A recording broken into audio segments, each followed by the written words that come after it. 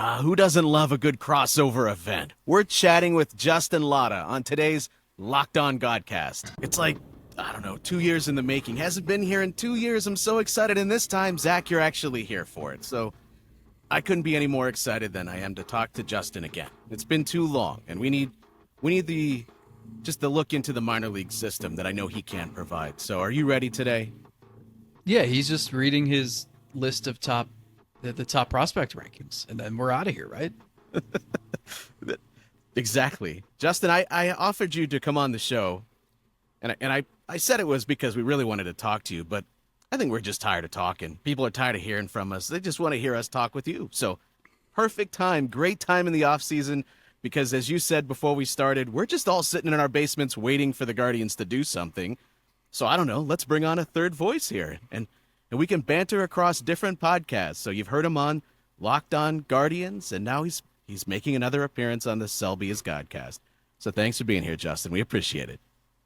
I talk 5 days a week. I gotta imagine people are as sick of my voice as you guys might be sick of your own at this point. Yeah, it's interesting. You guys do that show every day, and you get to take a different approach than we do. You really got to dig in on some very intricate details. Whereas I feel like, Zach, we get to take more of an overhead view, and in some ways, I'm kind of jealous of their ability to talk about very, like, the minutia of different things. And sometimes I wish we had the time to get into that. And there are other days that I'm sure Justin would just look at me and said, "What are you talking about?" There ain't no way you want to do this 5 days a week like we do. So you guys are the champions over there, Locked on Guardians. I'm just glad the Guardians are giving us so much to talk about, winning the lottery and then the TV deal. At least there's a lot that happens. Maybe not with the Guardians during the offseason, but just in baseball in general. Like, there are usually talking points where you can make it Guardians adjacent. I always wonder how, like, the college football offseason is like 9 months. How do people come up with things to talk about on May 23rd as it pertains to whatever college team you follow? At least with baseball, the offseason, like, it's, I don't know. You have certain checkpoints. You got the winter meetings. You have the next Bally's Diamond Sports hearing.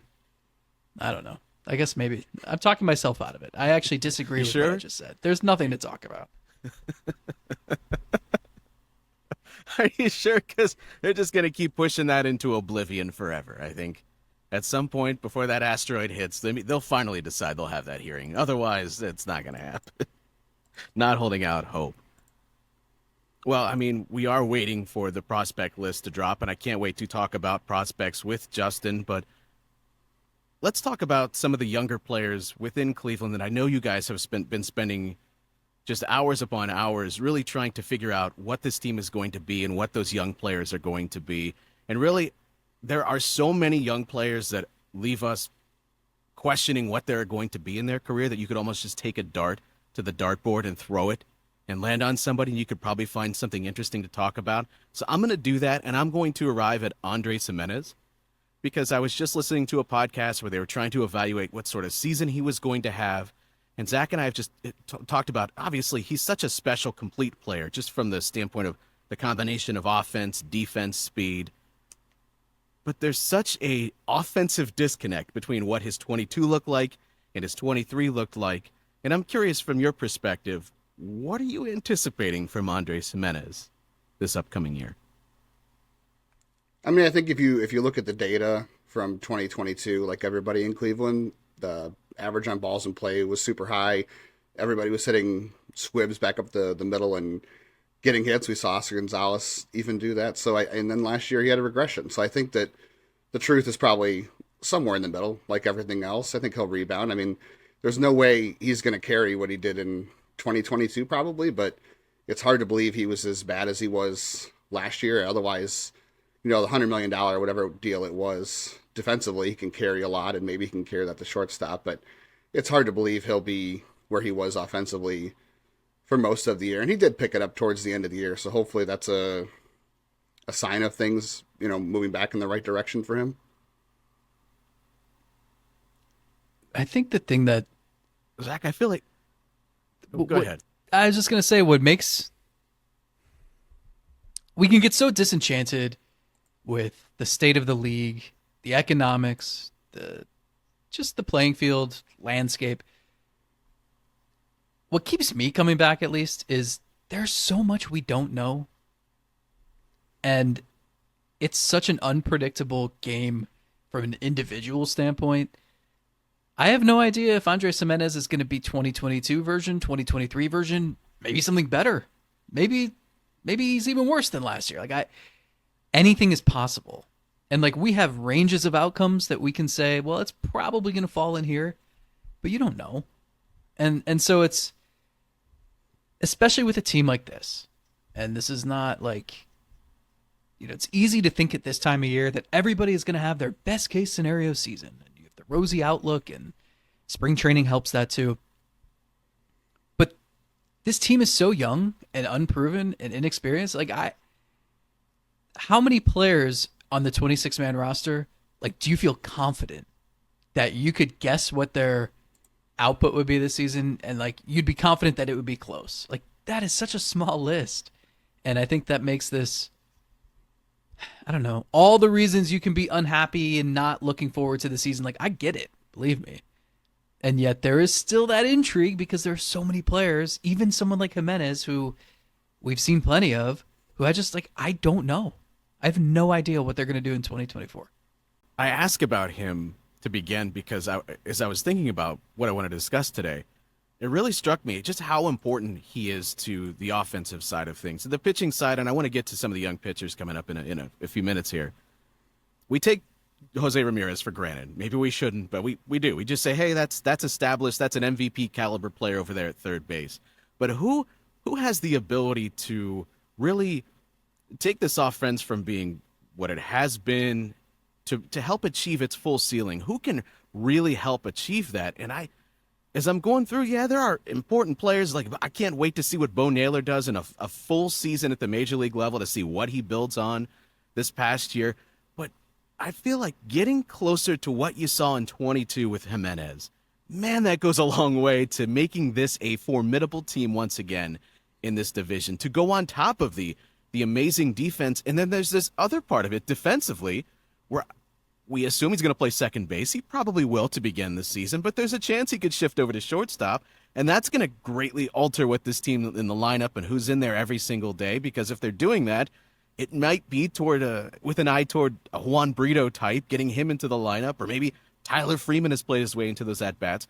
He's such an intriguing player because there's still some ceiling to scratch, and it feels like he's just such an important member of getting this team back to even being a team that's capable of making noise within this division. Justin, who are the most interesting players to you heading into spring training? Who are you particularly intrigued by? Guess the cop-out answer is everybody. I mean, it's I have no idea where that is a fits. cop-out. You've got a lot of guys on the roster who if Zach doesn't get away with that sort of thing, you definitely don't. Yeah, I won't say it depends, but it's such a weird locked roster. I mean, spring training is the worst time to evaluate a position. You're not going to get a good read on who should be the starting shortstop in 40 plate appearances against a guy who's going to wind up playing for the Lake Erie Crushers at some point in May. And you've got guys with one option.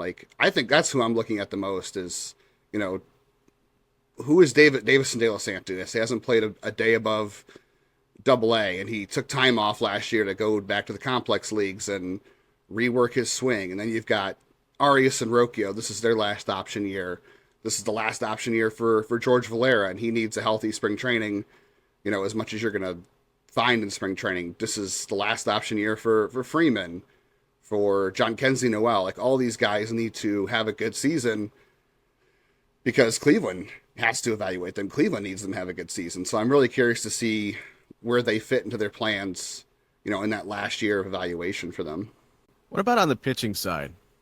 Zach, we have spent the last few episodes talking about this Bybee Williams battle of who's going to have a better season, and We believe so much in Tanner Bybee, but as I brought up in the past episode, there's a chance that maybe we see some regression. I think that's it's probably more fair to just bake that in because we're talking about a young pitcher. That this is his second full season coming up essentially in the big league. So you're going to anticipate there's going to be some challenges that he didn't see in his rookie year. And then there's Gavin Williams over there with this sparkling stuff, but maybe mentally hasn't gotten to where Tanner Bybee is yet. And I go from there are young players that you're nervous about, and then there are young players that you don't know what they're going to be, but you're excited to see where they get. And for Justin, looking at these two, what do you anticipate them achieving this upcoming? What can they achieve, and maybe what should our realistic expectations be, do you think? I mean, progression's never, what do they say, never linear, right? Or it never goes in the same direction. Sometimes things go a little bit backwards, so you can never guarantee anything. I still think Tanner Bybee has the strongest track record of anybody. I mean, he's come through college in the minor leagues, has never been hurt. And I know he's older and he did play a long time in college, but he was only drafted in 2021, did not even pitch in the minors in 2021, as most Guardians prospects don't. Their draft year, they don't play at all. So he only had, a full year in the minor leagues. So maybe there's still some ceiling to scratch there for him. Does Logan Allen figure out whatever he couldn't get through the fifth inning last year with foul balls and kind of trying to squeeze the corners a little bit? Gavin Williams, I mean, the sky's the limit for him if he can continue that run where he found some extra velocity at some point later in the year. They worked out a mechanical hitch there. I mean, the sky is definitely the limit for Gavin Williams. I think there's still a lot of untapped potential there that we haven't seen at the major league level. Could be top 5 rotation. I don't think that's crazy, and I don't know if that's enough. You bring up Logan Allen, and we don't talk about him much. But Zach, I mean, haven't you said for the past month, I feel like, that we're just selling him short? That we're just unfairly. Maybe it's because he doesn't possess maybe the lights out stuff that certainly Williams does, and maybe even Bybee. But even in the minor leagues, some of the stuff numbers have suggested that Logan Allen can be right kind of in line with where Bybee has been at. Do you think, Justin, we're not giving Logan Allen enough credit to be able to overcome those issues that you were just talking about? Maybe. I mean, he doesn't have the physical tools that Bybee and Williams have necessarily. But, I mean, he also kind of went through a similar thing in AAA where he got there, 2 years ago, and he really scuffled at the end of the year, and he came back and he worked on that and fixed that and got to the majors this year. Probably, he was going to get to the majors at some point in 23, and all those guys got there before I think Cleveland had hoped. But, he showed enough there. I think it's definitely warranted to. Is he going to be necessarily a guy who pitches as well? I mean, I know they're not rookies anymore, but is he going to be as good as a Rookie of the Year runner-up? Maybe not, but he still fits pretty well in that rotation of 5. I mean, they very well could be one of the best rotations in baseball if you're, banking on health, which is always a dangerous thing to do. And he's another one who fits what I'm talking about, where you've no idea what he's going to do. He could flame out, spend most of the year in AAA. He could be your most reliable entity in that rotation. There are so many guys on this roster with just a wide spectrum of potential outcomes, and he's one of them too. Because we just assume, we take what we saw last year, and we just assume all right, it's going to be similar. And that's so often not the case. You're just underestimating what these guys can focus on in the offseason. And you're also underestimating how the opposition might solve them and how they might struggle to make adjustments. So you never know. He's interesting to me because it seemed like some of the pitfalls he had last season were things that he was able to overcome when he had struggles in the minors. So I still think the command and the walk rate can get better, and that could open some things up. And also, when you're a pitcher for the first time in the majors, it's so different. You see your stuff play, and you learn what works and doesn't. And it's totally different than what works and doesn't work in the minors. So, I don't know. I feels like making predictions on Logan Allen's gonna have an awesome year is pointless because you can only look like an idiot. But I do think that we spend so much time talking about Bybee and Williams, and rightfully so. But I think Allen, like he just has that look of like a guy who's gonna inexplicably carry the rotation for a month this season, and it'll be like a critical development. What have you guys talked about in terms of behind the pitchers that we all know, the five that we anticipate starting the season with? That next line of defense, how nervous are you about if Gaddis again is pushed into duty? Because it's inevitable. You're not going to make it through the season with those five starters. How big of a concern is that for you? I mean, if it's a one start, two start situation, if you got a guy who's out for 2 weeks, it's definitely, you could throw Xavier Curry in there. You could probably throw Hunter Gaddis in there. But if you're talking about, a situation in 2023 where you had McKenzie or Bieber out for half the season, that's probably not a situation you want to get into. And after that, your best option is Joey Cantillo at that point. And there are still some things he has to work on in AAA. So there's not a really good fail-safe plan here where if anybody gets hurt, if anybody falters, like I said, I think the short term it's fine, but in the long term, I don't think you definitely don't have a Bybee, a Williams, and Allen to bring up this year and just kind of let things go and, hope that at the end of the year you can monitor their innings and stop them from going too far. But not too long ago there was a guy down there that was joining the likes of those. His name Daniel Espino. And you know what? We don't talk about him because he's off the map. Injuries have taken him that way, and even if he finds a way to get back into the team's plans this year, it's tough to anticipate he's going to be starting games for this team in the second half. How can you expect that? So I'm curious because you're talking about a guy that has just incredible stuff, and probably just from a stuff perspective, people have thrown around the term unicorn to describe him for years. Now that we don't know health where he's at, but you think if he's healthy, he's got an ability to go lead a rotation. And I think people just look at the safety net. If nothing else, he's a dynamite closer. As someone that has to put together prospect rankings in an offseason, what do you do with this kid? How do you evaluate him? Because he didn't disappear, but he kind of did this past year. Daniel Espino turned 23 like a couple of weeks ago, and I looked it up, and he would still have been a year younger than the average player at AA last year, which is where he last pitched. So it is very easy to forget how young he is and how long it's been since we watched him pitch. I mean, I threw up some highlights on his birthday, and I was like, okay, I forget that this guy was really good, and most people thought he could have been the best pitching prospect in baseball if you believe in pitching prospects.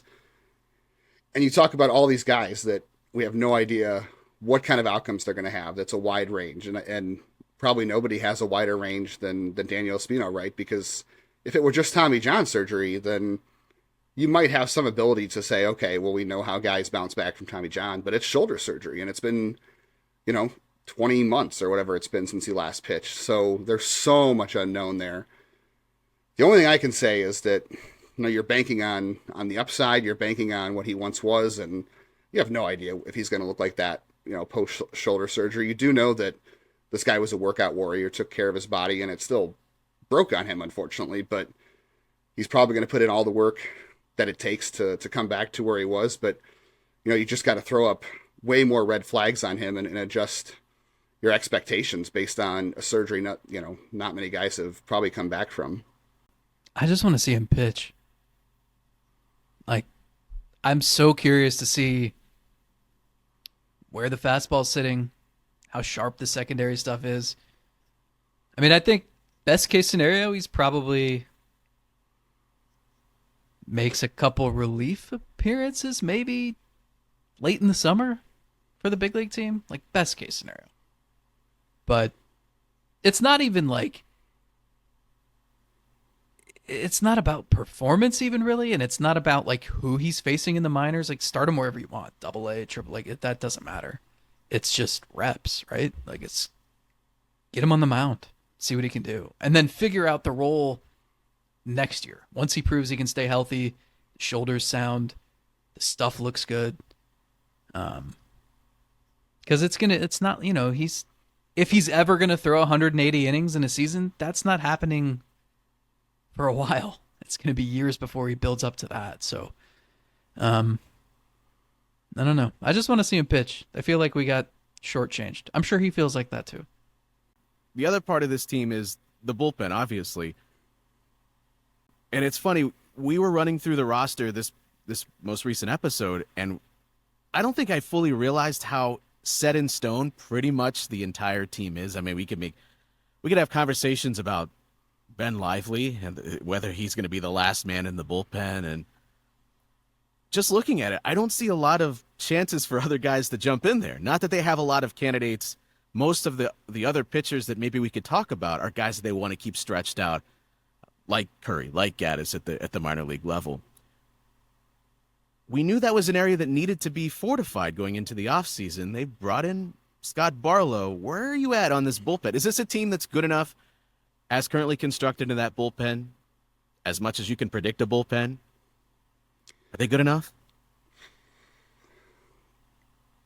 I think it's never a good idea to predict a bullpen. I mean, you would have assumed that after 2022, things are going to be great in 2023. I'm still personally scarred from how good the Indians bullpen was in 2005, and then 2006, it was an absolute nightmare. Like, I haven't recovered from that. I don't think I've recovered from the 2018, having to watch that bullpen. So if you're talking about trying to predict prospects or any range of outcomes, bullpen is probably the last place you want to try to do that. But it's a fun bullpen. I mean, if you think that paying the difference in Scott Barlow's salary versus Daniel De Los Santos on a team that isn't really spending any money is a good choice, like there's that opportunity there where if you want to trade Emmanuel Clase, you have Scott Barlow. If things don't go well, he becomes a trade chip. I thought they could have used a veteran kind of guy in that bullpen last year. They kind of lacked it at times, so maybe Barlow gives them that little bridge they didn't have last year. But yeah, it looks like it's very locked in. There's some guys at the end of the bullpen. I mean, are they going to keep paying James Karinchak? Do you have any idea what James Karinchak's going to be? Because I think that's the hardest one to predict. Eli Morgan feels like the same guy every year. Great first half, and the second half you have no idea.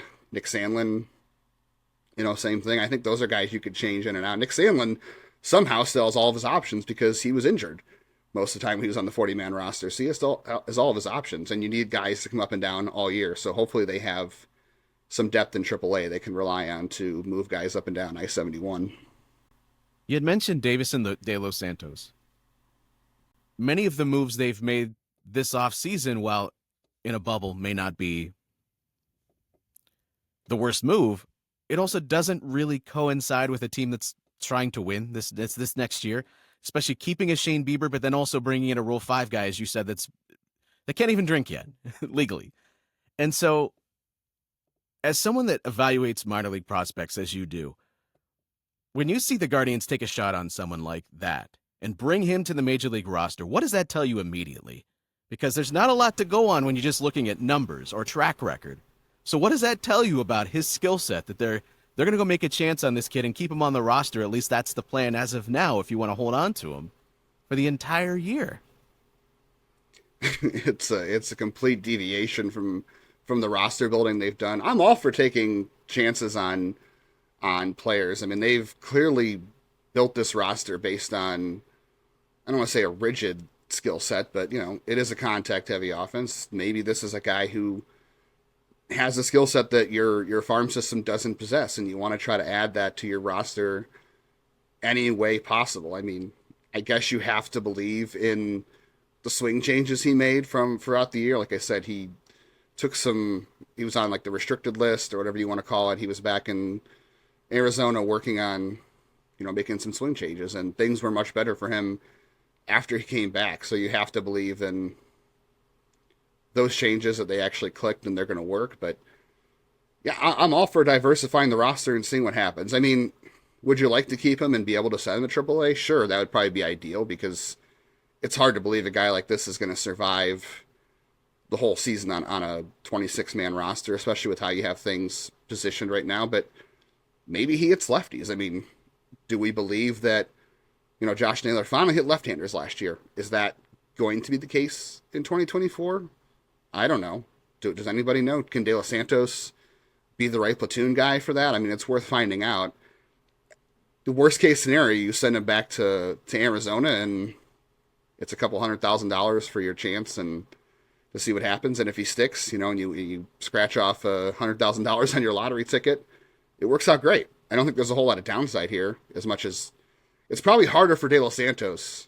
It's probably tougher for him than it is for the Guardians, truthfully, for him to stick, and what that could do for his career if he's forced to stay on the roster all year and not get the reps that he probably needs. I have an idea. Guardians and Diamondbacks every year, this year included, they play 2 exhibition games at the end of spring training at Chase Stadium, Arena, Field, Chase Field.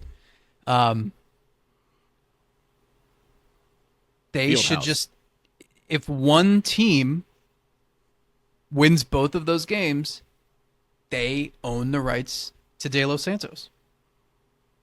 If they split, you just keep the Rule 5 rules intact and go about your business. But I think those Okay. 2 games should be the Davis and De Los So like Santos Bowl. Like the GLC, the Great Lakes Classic. And in this case, it's not a barge. It's Davis and De Los Santos. That's the trophy. Call Rob Manfred. I'm in. I mean, it would be nice if he didn't have to worry about the cold in Cleveland like every other young player would. You'd send him a little bit further south. Did not have to worry about the frozen tundra of Progressive Field in April, like perhaps they're worrying about with Kyle Manzardo. I mean, been having this conversation, Justin, really, it doesn't even go back to when they acquired him. It's like you're already looking ahead. Well, maybe he can make the jump at the end of the year. Well, okay, I understand you want to slow play him a little bit because he was injured. You want to make sure he's healthy. Well, he was healthy. And then he was really healthy into the offseason. He really looked it. And it instantly has us just craving him on the opening day roster. Yet, Zach, you've talked about it. You get the sense that, not that it's going to happen, but it's not like it's a foregone conclusion here, one way or the other, but that he's going to be on the opening day roster here. There's a chance that he's going to open at AAA Columbus. And I'm just, from a development standpoint, does that make sense? From a trying to win standpoint, does that make sense?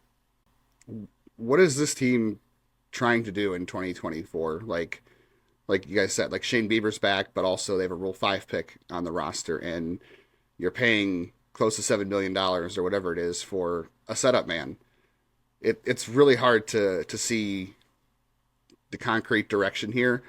If you just look at the 40-man roster, I think, or even the 26-man roster, Kyle Manzardo is undoubtedly one of your best 26 players, and it always makes sense to put your best 26 on the field. And you could always argue that the timing of your roster matters more, because the opening day roster is never the same in October, but at the same time, you still have to get there. And is 5 weeks, 6 weeks, whatever it is for Kyle Manzardo to be in AAA, and for Columbus to be 50 degrees or 40 degrees, and Cleveland to be 30 degrees, is that going to make much of a difference on your outcome? I mean, the Twins could easily win this division with 84 wins. Cleveland could win 84 games and win this division. I don't see any reason to keep him in AAA. I don't think he has anything left to prove there. And like I said, he's one of your best 26 players, so that's what you should be going for if you're trying to put your best foot forward. I don't know. I'm not going to handicap Rookie of the Year odds, but it's a pretty good class coming into this year, so the odds are that it's going to be hard for him to crack that Rookie of the Year and get that draft pick promotion. But so if you don't think he's going to, then I guess it makes sense to get that 7th year. That's your only incentive to do it, and it's a bad incentive, but he's one of your best 26 players. If you're trying to win, put him on the roster. Well, you don't want to forecast Rookie of the Year yet. I could have said that about Tanner Bybee, who had him finishing 2nd in Rookie of the Year at this time last year. None of us would have said that. So it's very possible it just played out this past year. You're right, though. It's what are you trying to accomplish?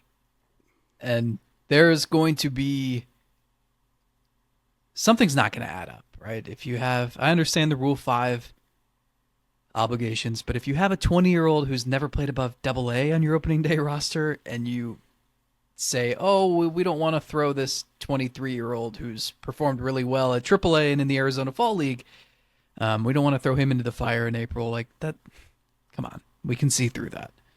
So I don't know. I like any question, TJ, that you pose has me saying, like, I don't know, and I'm excited to see how this all plays out in spring training. Like this is the most, it's the strangest yet like mysteriously interesting roster that they've had in a while. That's not even a compliment really, because there are so many unknown commodities and inevitably some of them will fail. But I don't know. You're naming all these names, and like I'm like, this might be the most I've paid attention to actual Cactus League games, because I want to see how these guys perform and all the different roster battles that are going on. Well, Justin, you're so focused on the minor leagues. With Manzardo, what makes you excited? What that you've seen so far really leads you to believe that he's got the ability to come up here and have success, be one of the best 26, as you said, on this roster right now? He can hit 20 home runs. Isn't that enough for this team? Anybody who can hit 20 home runs ought to be exciting for this team. This team loves guys who make contact. He makes contact, but he also has a little bit of power. He can take a walk. That's exciting. And he does one of the things that is also most easily, I'm not saying it's easy to predict, but if you want to try to predict these things, he puts the ball in the air and he pulls it. That's like the best thing you can do if you want power. I mean, ask Jose Ramirez, a guy who doesn't have the most freakish exit velocities in the league, but every year he's 25 to 30 home runs. And Kyle Manzardo puts the ball in the air and he pulls it to the best side of his platoon. So that's exciting. I don't know if he's going to hit lefties, but that feels like a guy you can put 4 or 5 in your order, and you're going to get 20, 25 home runs out of. You're going to get some on base skills. I don't know what'll hit, but I think it's an easy transition for him to the majors, as easy as it's going to get for any prospect. That's not a top 5 prospect, that not an Evan Carter or Wyatt Langford from Texas, but yeah, if you can get 20 home runs and get a guy who has an 800 OPS and just be a slightly above league average bat. I mean, just getting a league average bat from anybody last year was a huge win. And if he can be that, your lineup just gets a little bit deeper, and I think he can be that. Should we start a petition to get Manzardo on the opening day roster? Like a movement, a rally? Blue seats and a petition to get Manzardo on the team. No, one of the above average spots on this team, as we projected today, could come from your catcher. That's shocking enough. We saw Bo Naylor come up here, and I think we all anticipated that he was going to struggle, right? We thought, as long as the bar was set pretty low with what you were already getting out of Zunino, so if he was better than that, it already felt like a victory. But this is also an investment in the future. So you're going to keep that in mind, even if he comes up here and is only, an 80 WRC plus, that's fine, because he's going to get better. And this is all time invested in making him better. And then by the end of the year, damn, this guy looked like one of the best hitters on the team. In some ways, was besting his brother, and was even showcasing us a bit of power that I don't know that we saw all the time in the minor leagues. And you're paying so much attention to that, Justin. What we saw in the final 2 months, especially in the final month, how much of that is true Bo Naylor growth? Maybe how much can we expect a little bit of regression? I mean, you've been studying this kid for years and years now. You've seen him go through the struggles. Now we've seen him blossom into being a complete offensive guy at the minor league level, and then he showcases a little bit more of that at the major league level. It's easy to dream on someone like him. Yeah, he's an exciting player. There were a lot of people who kind of put him on the back burner after that bad 2021 season, and were ready to kind of give up. And not that my opinion counts for anything, but I was willing to give the kid a mulligan because it was coming off of 2020 and playing in 2021 at Double A at a very high level. Cleveland has always challenged him. He was 19 years old in A-ball. I mean, not a lot of guys were catching, let alone playing at A-ball at 19. So he was always challenged to go there. But, I mean, he was a 2020 guy in 2022 before he came up at the end of the year. I mean, Cleveland was they didn't use him for whatever reason you want to come up with, but they were so adamant about getting him on the roster at the end of 2022 and having him on the playoff roster just to be there for the experience. So clearly they like him a lot. And yeah, I think the 2020 thing is real. He didn't really run. Like, you talk about the power. I think the power's always been there for Bo Naylor. I think what surprised me, he's a great athlete. the 20 steals in AAA, I'd like to see if he could run again this year. Can you kind of give him the green light? He's a guy who's going to draw a lot of walks. He's going to be on base. I think some of that depends on where he's going to hit in the lineup as well. But I mean, I think the 20 home run, 20, I don't know about 20 steals, depends on the rules and what you want to do with him and how much you want to save his legs and how often you're going to get him in the lineup. But this is clearly a guy who needs to play, what, 140 games, whether that's catching, DH, whatever else you want to do with him. But I mean, There you go. There you go, Zach. Music to your ears, buddy. DHing out of someone that was your catcher. It's amazing.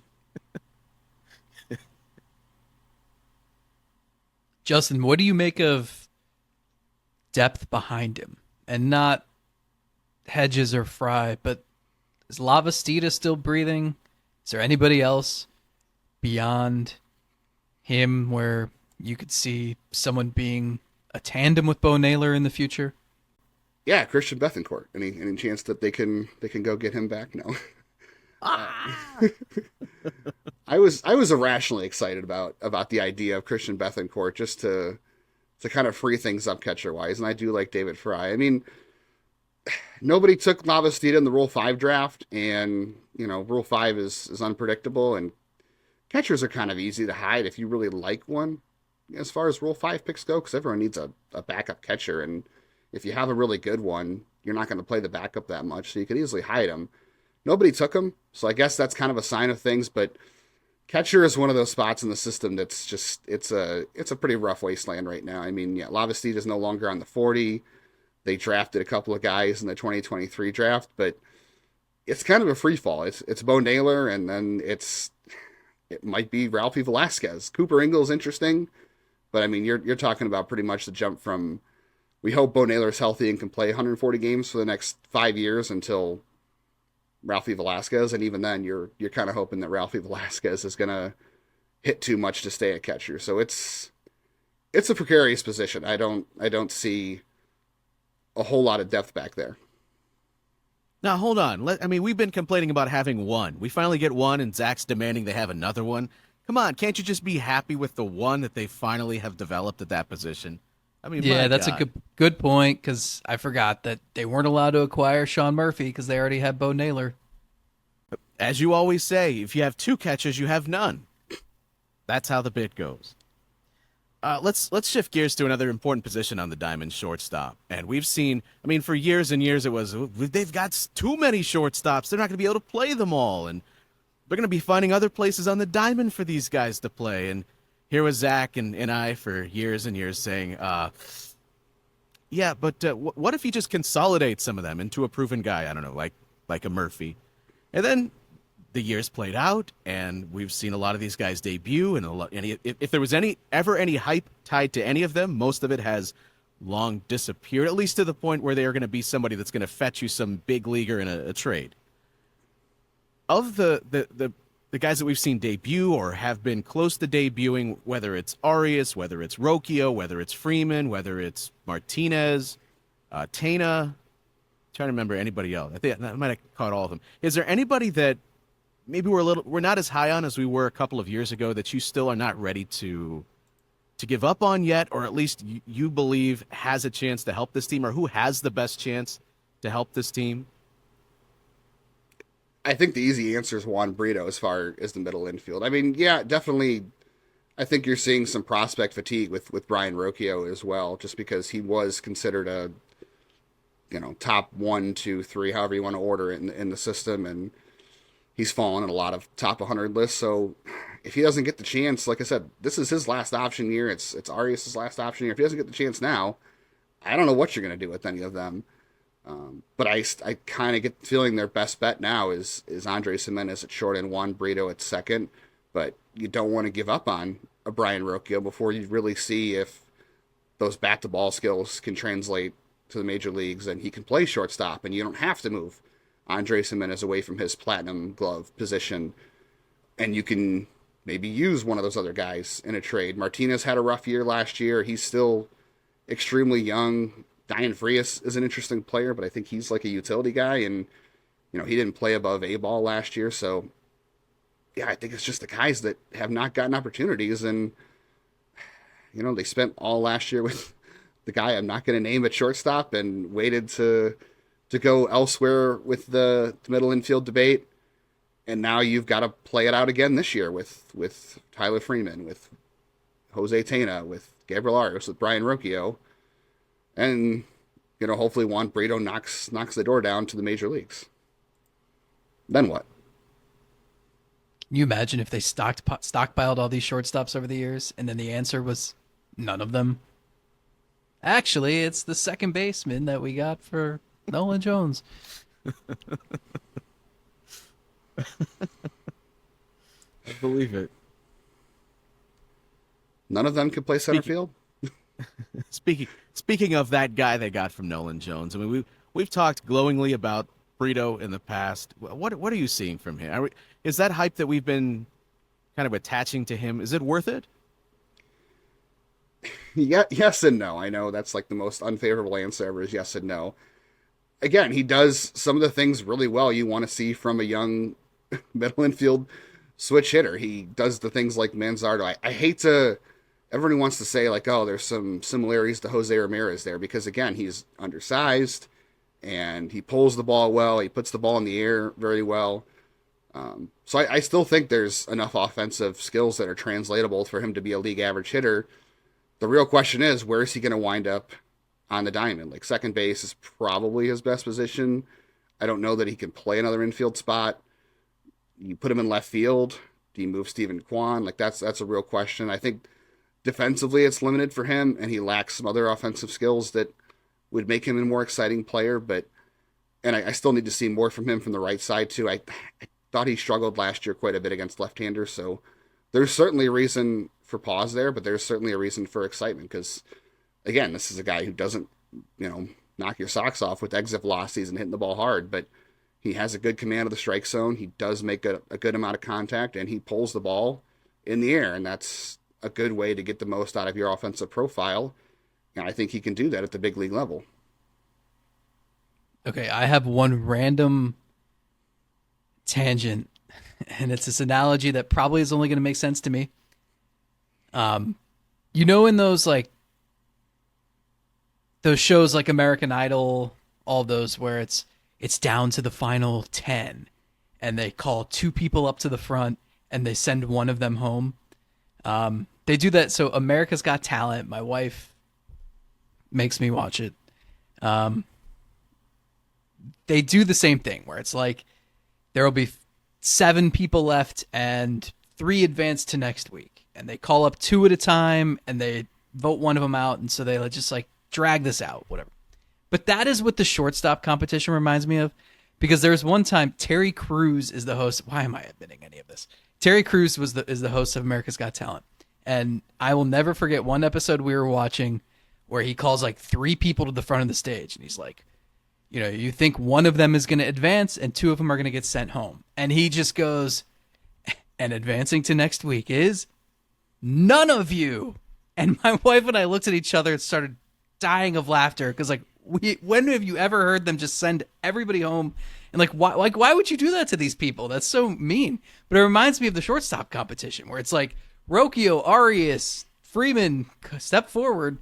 One of you is going to be the starting shortstop, we think. But then they're just like, none of you. It's Brito or it's Dion Frias. I don't know. But that's what that reminds me of. And now I have to tell my wife that I shared this moment on the podcast and also not show my face in public again because the whole world knows that I watch America's Got Talent. It's so bad. I'm out. Peace. You admit that readily. Don't pretend. Don't pretend like you don't. Who do you think, Justin, has the best shot to open the season at shortstop? Whoever has the best 30 games in Arizona, right? That's the best way to make a decision here. I don't buy that. I don't know that I buy that completely. Is that all that they're focused on? I don't buy that. I mean, if you had to put money down today, who is it going to be?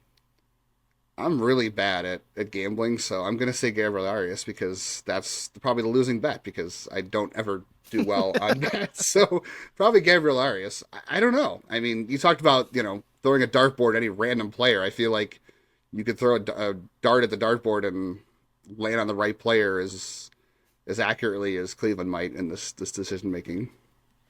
Zach, I think we've discovered a new segment for coming up in spring training. We're just going to spin the wheel, and we're going to try to talk about why that player is interesting. And I guarantee we're going to be able to do it. Like, is there anybody that it could land on that you would say, nah, Jose, that's it, because he's too damn good. Everybody else, no, we're going to find something that's interesting about them. I vividly remember the spring of 2015, I think it was, where literally everything was set.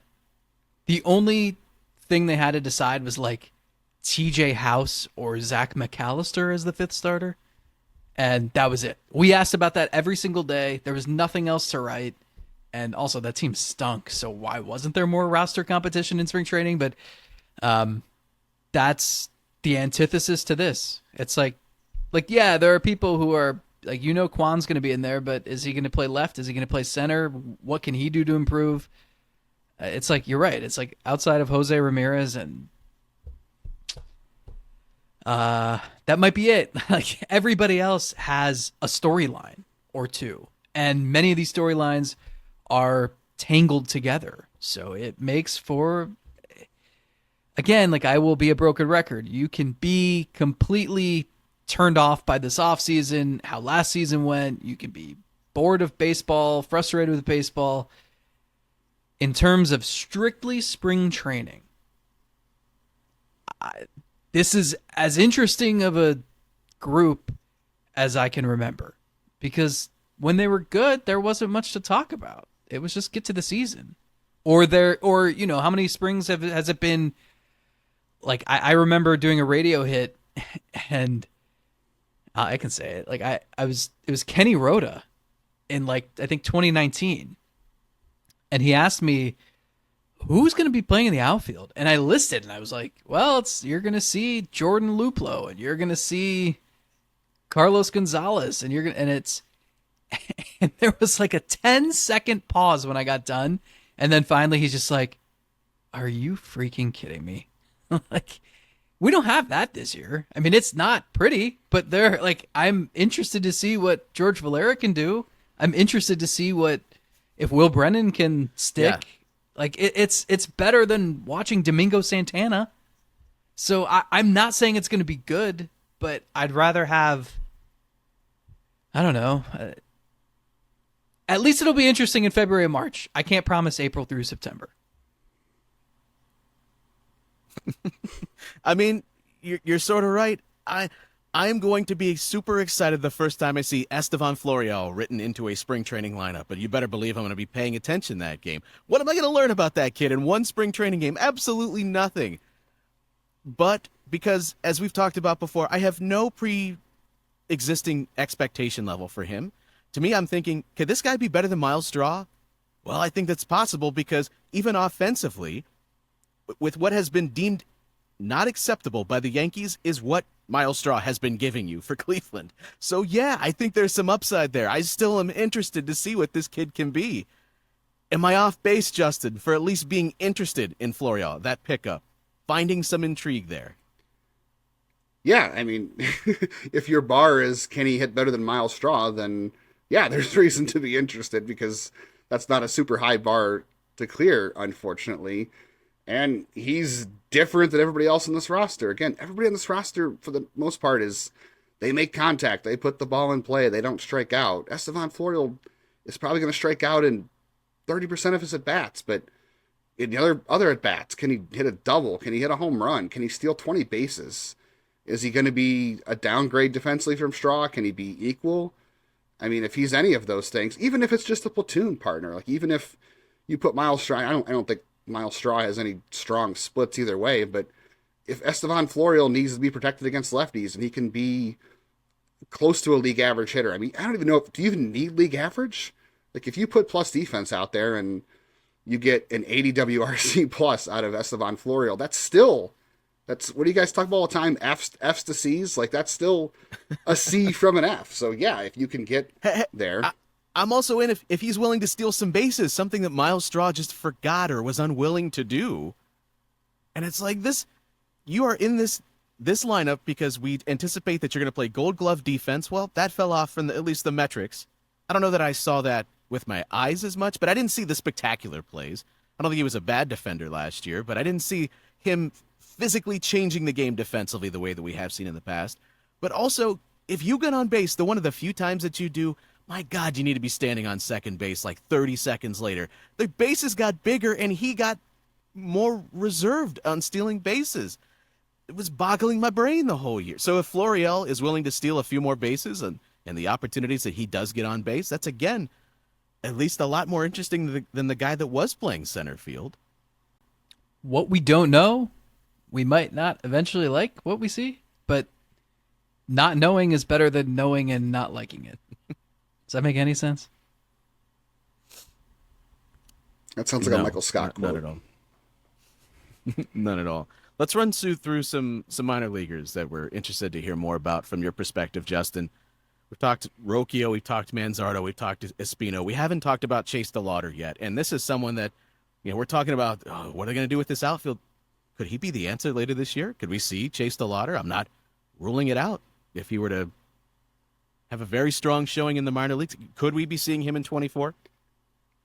That would probably go against everything Cleveland normally does. They're usually super conservative with their prospects, so he would start at Double-A, and guys skip Triple-A sometimes. I don't know that they skip Triple-A in Cleveland necessarily, but he would really have to be on fire. And I think you have to ask yourself the question too: if Chase DeLauder is up, let's say in August, what happened to Will Brennan? What happened to George Valera?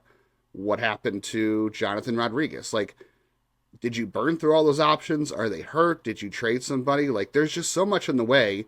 And I'm not saying Chase DeLauder couldn't be good enough to be in consideration to be promoted in August and September, but all those guys are on your 40-man roster, and none of those guys, I mean, outside of Will Brennan, had a full year last year that was a little underwhelming. Like, none of those guys have any experience. They actually went through the exercise of putting Rodriguez on the 40-man roster, unlike Oscar Gonzalez a couple years ago, so clearly they value him a little more than that. But so yeah, if Chase DeLauder is there, I think you have to ask yourself the question, what happened to those guys first?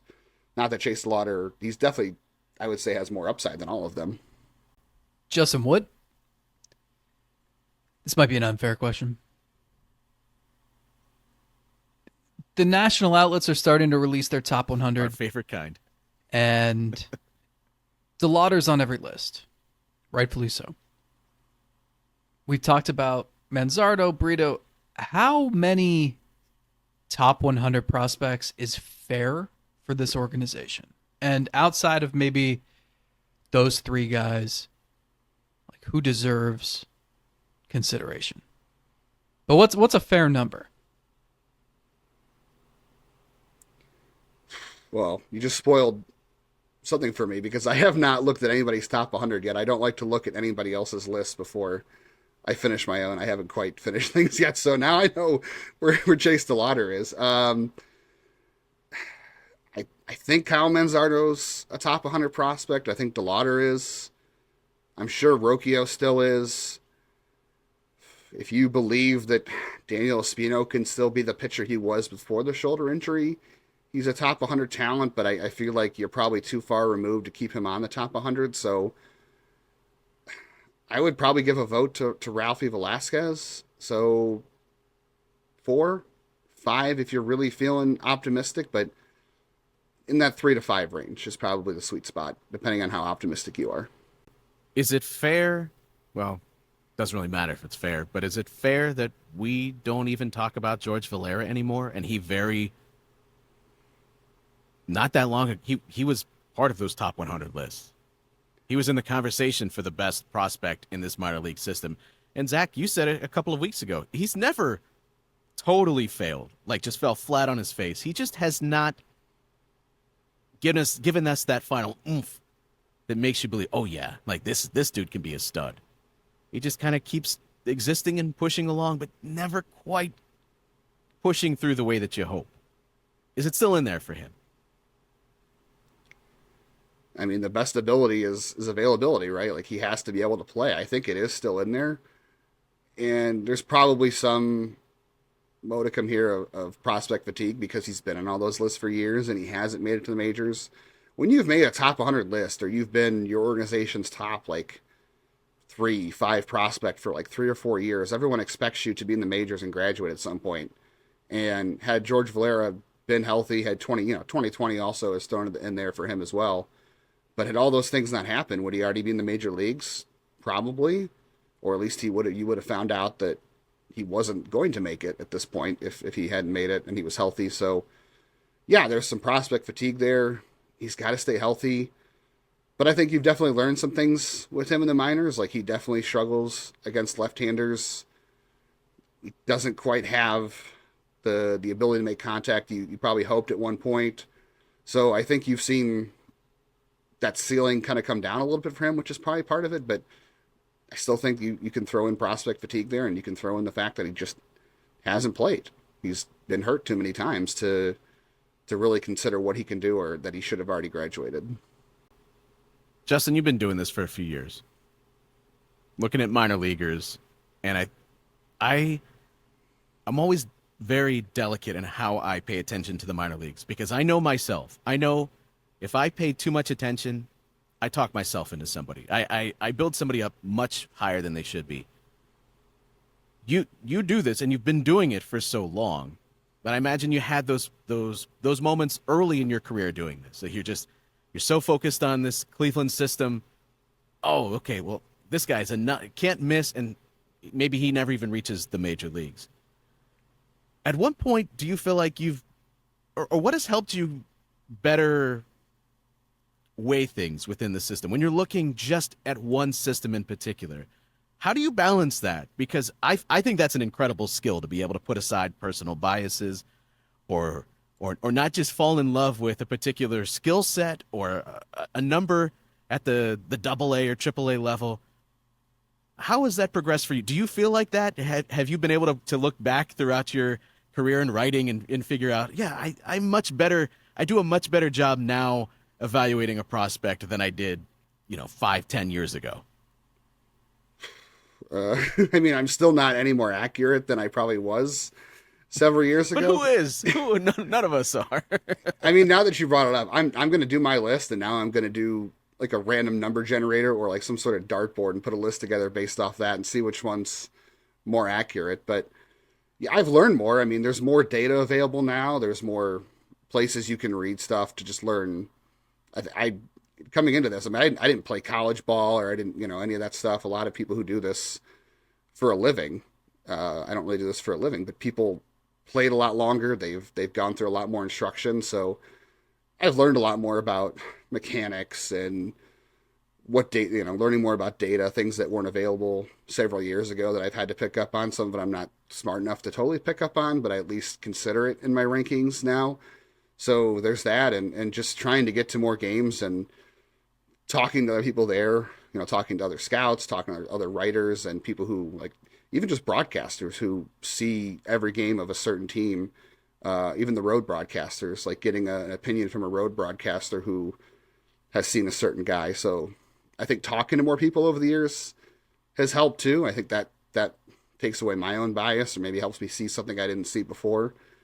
And I love to read the list too. And I find more now that I like to go into games a little more blind. Obviously, I know more about Guardians prospects than other people, but I try to go into a game as blind and as unbiased as I can, and just take away whatever I see that given day.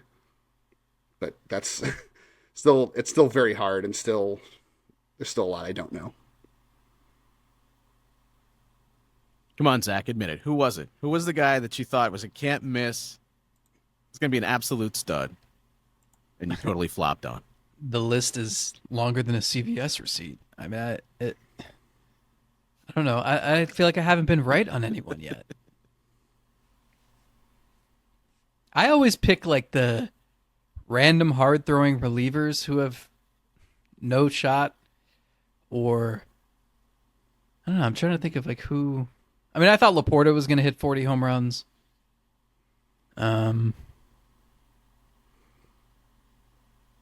I don't know. Andy Marte, rest in peace.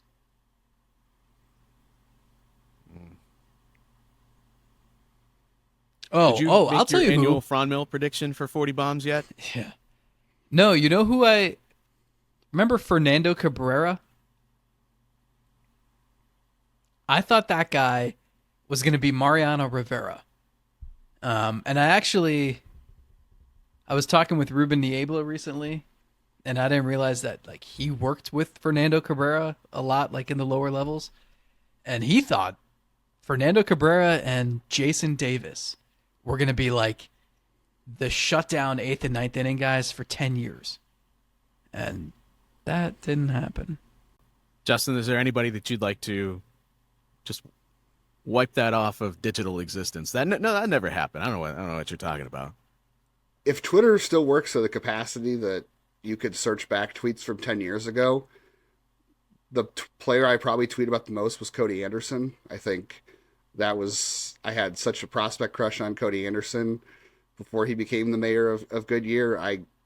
We could have been doing this show and I could have told you he is going to be the next Jake Westbrook. If we were doing this show 3 years ago, I would have told you that Carlos Vargas was going to be the next great setup guy and that Cleveland's rotation was going to be a lot of fun because they're going to have 2 Logan Allens in the rotation. So, yeah, there's a lot of things that I probably should go back and delete from Twitter. I mean, we've said it before, guys.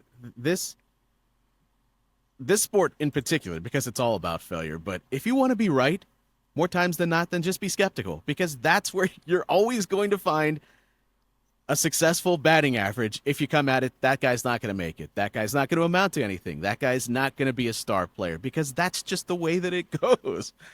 It's so rare that someone comes up with the prospect pedigree and just answers on that, or answers in a timely manner. I mean, how many? You look at Detroit at first base for them. They thought that was going to be set from the minute that dude stepped through the door, and yet it took some time. Maybe now as he enters his 3rd year, right? Torkelson, it looks like, okay, he looks like he's set to finally take off. Even here in Cleveland, we saw signs with Josh Naylor where it's like, oh, this dude, going back to the playoff game against the Yankees back in 2020, you're like, oh, here it is. This he's going to be a part of this middle of the order for a long time. And it wasn't even until last year that he put it all together and finally hit against those lefties, as you talked about. So don't feel bad about it. But let's leave on a positive note. Who's someone that we haven't talked about now that you do have that prospect crush on? Someone that's not necessarily at the top of anybody's list, but you're willing to go to bat for because you think they have more than everybody. They're missing it. Lada knows, not everybody else knows. This is my guy. I don't know if he's my guy, but the player I'm most interested in seeing this year is a guy who barely throws 90 miles an hour. It's Will Dion. Now that he's going to be pitching in AAA this year, we'll get to see some StatCast data on him. If I told you this guy's throwing 90 miles an hour, how many home runs would you expect that he would have gave up last year in AA? Like, just ballpark it. How many home runs? 20. I'll say Luke. I'll say Lucas Giolito amount of home runs. He gave up 6 home runs at AA last year. He throws, I mean, this is a guy who probably tops out at 92, 93 on a good day, a lot of 89s, 90s. And it's the Kershaw delivery, right? Everything, it was, actually. And later in the year, he kind of ditched that. He took away the more upright front leg thing, and he opted for more of a little back tilt, so it's a little different now. But if you took away everything from his line, like if you didn't know who he was, if you didn't know how hard he threw, you just looked at the stats on paper, you would wonder why this guy is not a top 10 prospect in the system. Why isn't anybody talking about him? It's because he throws 88 to 92 at best. But the numbers there are sparkling, and he keeps the ball on the ground. Guys don't hit home runs off him. He's hard to square up. Joey Cantillo is really hard to square up. He doesn't give up a lot of hard contact either, but people know who he is because now he can throw 96. And you'd like to believe Cleveland can find a way to make Will Dion throw a little bit harder, but the velocity says this guy shouldn't succeed, but the data says that he is. So I'm really interested to watch him this year and see what makes him so good. If there's something we can see in the data at AAA, why this guy is hard to hit and why he can make it work at 90 miles an hour, and if there's more in the tank. Is this farm system... Like, I think I was trying to evaluate, Keith Law had them as the number 2 farm system in baseball a couple years ago. And I think he was a little I don't want to say premature, but early on that. And then they were top 3 or top 5 by a couple other outlets in recent years. And I was wondering like if they got enough mileage out of the prospects who made them that well liked. I think Bybee and Williams do a lot of the heavy lifting there because if you look like Quan was not the reason they were a top 5 farm system. Even Giménez really wasn't like he wasn't a prospect at that time. So it's if you like Bybee and Williams, you build your argument around them. I guess I'm just wondering like where they seem to be more middle of the pack now. Like where is this farm system? It's a general question, but like I don't want to ask you if they're trending one direction or another because I know they would just say, well, we just continuously want to keep pumping more and more talent into the organization. But like, are they in a good place? Is it healthy? And maybe if they don't have like a Bybee or a Williams in the upper levels right now, like are there guys brewing down below to where there are reinforcements coming a year from now, 2 years from now? Like just in a general sense, because we've talked about all the individuals. Where is this farm system and how would you compare it to where it was maybe 2 years ago and where it might be 2 years from now? There. That's like 12 questions in one. Congrats.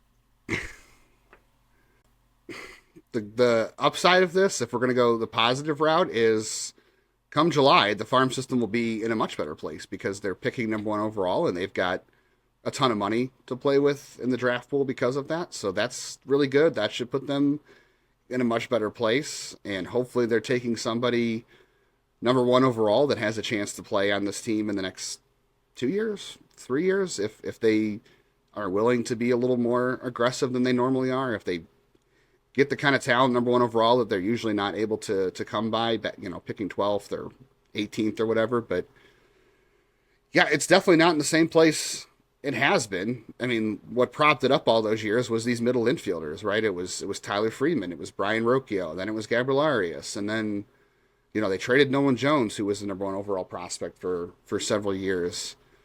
I feel like Bybee and Williams and even Allen, to some respects, weren't in the system long enough to really, like you said, it did a lot of heavy lifting for them, but they graduated to the majors much faster than Cleveland would have hoped. So I feel like they weren't around long enough to really boost the value of the system. I mean, even people didn't catch on to Tanner Bybee until a year later, and by the time people caught on to him, he was in the major leagues. So you didn't have a lot of time for him to boost the system up. But yeah, I mean, guys just have not progressed. George Valera has, like I said, he probably should have graduated by now had he been healthy, and they were forced to put a guy like John Kenza-Noel on the 40-man roster after the pandemic because they had to make some tough decisions based on a year they didn't see anybody play.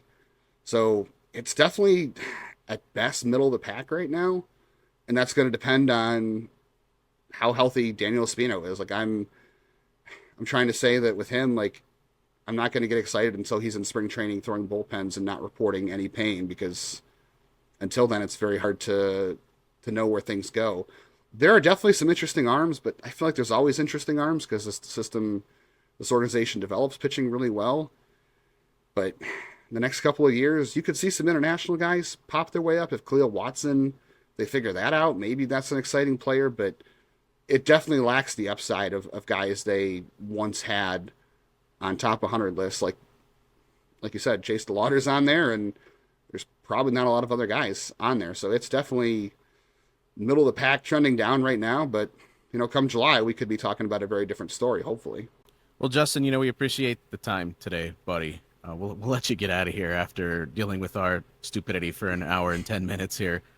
But I want to give you a moment to tell everyone where to find your work. Of course, people listening to this are probably very familiar with Locked On Guardians. You and Jeff do a tremendous job every single day on YouTube and all the usual places people listen. But just kind of promote what you got going on over there at Locked On Guardians and where they can find some of your prospect stuff coming up next month. Yeah, we're still scraping for content every night on Locked On Guardians. Thankfully, we're only 3 days a week in January, and then come spring training, we're back to 5 days a week, which there'll be more to talk about that in spring training. So that's good. We'll over on all those podcast places and YouTube. And as far as writing goes, yeah, I'll put everything up on Next Year in Cleveland .substack. If that still exists over there, people are still using Substack. I'll put all that stuff up on there. I'm probably going to start doing some profiles in February. I have rankings tentatively hammered out, but is a trade going to happen? Do I have to rework my rankings? I don't know. I'm hoping I do, just for the off-season's sake. But I feel like I'm coming close to landing my rankings, and then I can start writing some reports that'll drop probably around February.